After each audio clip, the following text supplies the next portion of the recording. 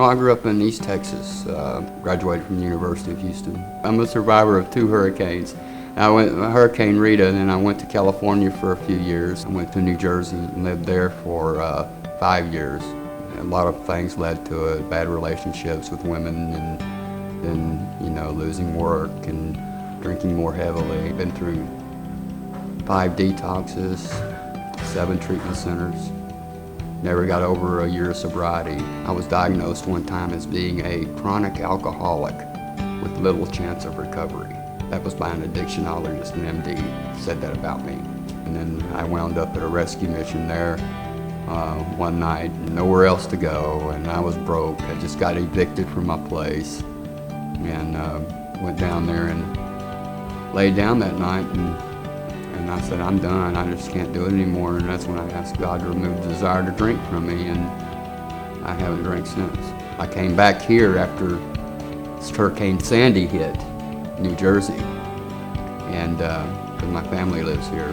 My sister is having some issues, and I wasn't able to stay at her house for long, so I wound up down here at the mission. My first job I did when I got here was I'm a country boy kind of at heart, and they had starting up a community garden out here. I took that over. I had one guy that was working out there with me. He had like 75 hours of community service. And I started talking to him and asked him what he thought of God. And we got to talking more and more about it as we worked in the garden over the 70 hours that he was working with me. And one day we just happened to be out there, and he says, I think I'm ready for this thing. And I said, what you talking about? He said, I think I'm ready for this Jesus thing. And we kneeled down out in the garden, just me and him, nobody else around, and he received Christ out there in the garden. And that was worth the whole experience. So everything we did out there, just that one moment.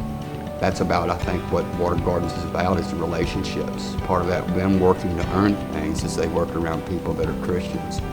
And we're able to form a relationship, not just come and give something to somebody. You come up here, we give you something, you leave. That isn't how we work here. A lot of people kind of have a stereotype of what a homeless person is. And I like to ask people, I says, how many paychecks are you away from being homeless? If all of your finances were cut off today, how long would you last before you would be here too? You never know. I mean, we got people from all walks of life in here. I mean, like me, I'm a college graduate. We got guys that are just right off the street. I know a guy that came through here that owned a multi-million-dollar company at one time. For me, the hope is to see these people that come in and know that they can get better. I can get better by helping them. These places like this that are there to, help serve the community and help serve the churches.